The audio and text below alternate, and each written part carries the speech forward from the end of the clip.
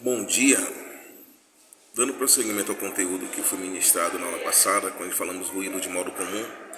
O potencial transferido é mais um fenômeno que ocorre em virtude das propriedades e das falhas decorrentes de um aterramento indevido ou um aterramento mal feito.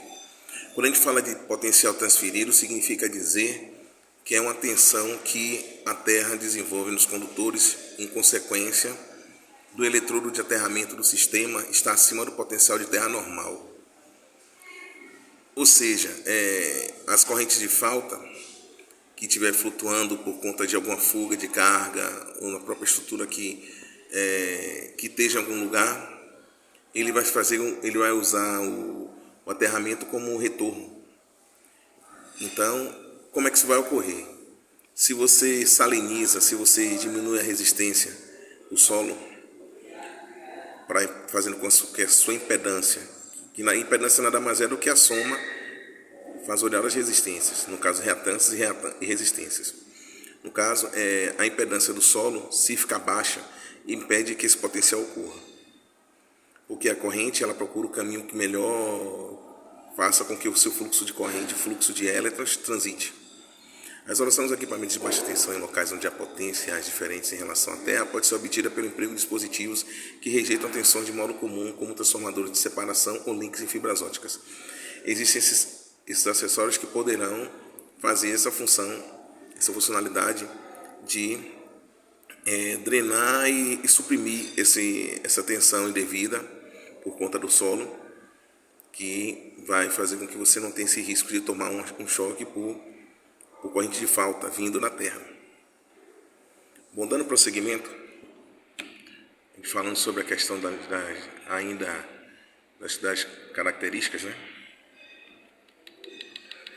Por exemplo, o sistema elétrico aeronave em voo possui um terminal de aterramento, condutor de aterramento, sem, no entanto, haver terra no local.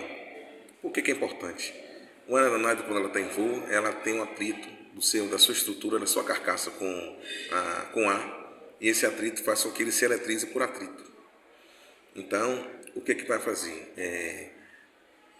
Ele fala que se ele for transportado para o térreo onde o piso tem contato direto com o solo, então a terra se torna a sua referência mais apropriada para a qual a tensão de toque de passo deve ser referenciada.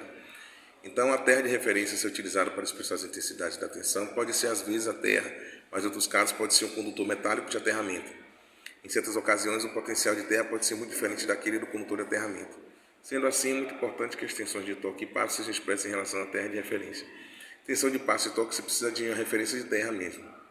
No caso de cima, ele tem um terminal de aterramento para poder justamente suprimir essa carga que a sua estrutura metálica absorva. Então, ele tem um acessório que vai fazer com que essa carga ela não fique concentrada na estrutura e ela vai descarregar, como foi sinalizado aí anteriormente.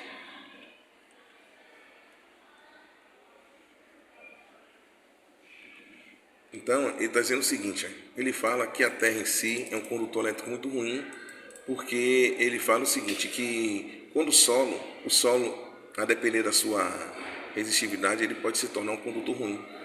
Então você precisa, em algumas situações,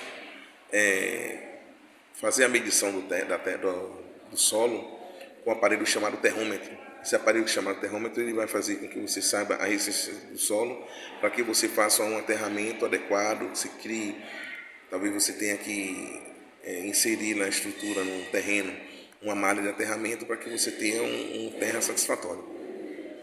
Então ele fala, a resistência de aterramento pode ser imaginada como sendo a soma de várias resistências em série, cada uma relativa a uma camada cilíndrica da Terra. Na prática, metade da resistência total de aterramento concentra-se na vizinhança imediata do eletrodo de aterramento. Imagine uma resistência de aterramento de 20 ohms e uma corrente de 1000 amperes fluindo por ela. Então temos entre o ponto de injeção da corrente no solo e 15 centímetros dela uma diferença de potencial de 12.500 volts, que é justamente o cálculo da lei de Ohm. Uma pessoa em pé nessa região estará submetida a tensão de passo, que é justamente aquela tensão que ocorre quando você, no trânsito do terreno, você invade zonais de carga diferentes, sofrendo justamente por conta disso a tensão de passo. A colocação de uma malha metálica aterrada nessa região, qual estejam ligados às carcaças, segurará uma equipotencialidade e afastará a possibilidade da ocorrência de uma tensão de passo ou de toque perigoso, como havia sinalizado, né? Uma malha de aterramento vai fazer com que você aqui potencialize todos os vergalhões, todas as carcaças metálicas que estiverem no lugar, evitando que você tenha uma tensão de passo, por conta justamente da concentração de carga em zonais, em pontos diferentes desse mesmo terreno. O objetivo mais amplo do sistema de aterramento é o de se obter o mais rápido possível uma condição de diferença de potencial zero, chamada de equipotencialidade, entre os condutores de proteção dos equipamentos, as carcaças dos equipamentos, os condutores metálicos e todas as demais massas condutoras de eletrificação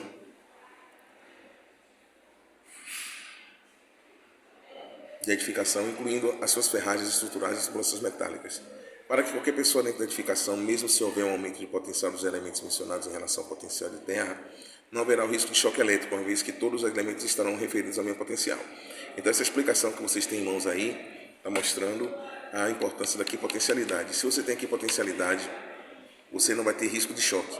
E aí está mostrando, como foi sinalizado anteriormente, uma pessoa sendo submetida a uma tensão de passo porque tem um vergalhão no solo e esse solo ele não tem uma resistividade boa. Ele tem uma resistência alta. Então, essa resistência alta multiplicada pela fluidez de carga que tem aí, por conta justamente digamos que uma flutuação de carga, aí faz com que você, pela lei de Ohm, percebe que a EDP que vai dar pela tensão de passo vai dar em torno de mais de 12.000 volts. Isso aí é um risco que a pessoa vai sofrer um choque muito grande. Agora, a partir do momento que uma malha metálica é inserida no terreno, você tem vários pontos que você vai andar na malha com referência de carga zero, porque todos os pontos estão conectados entre si.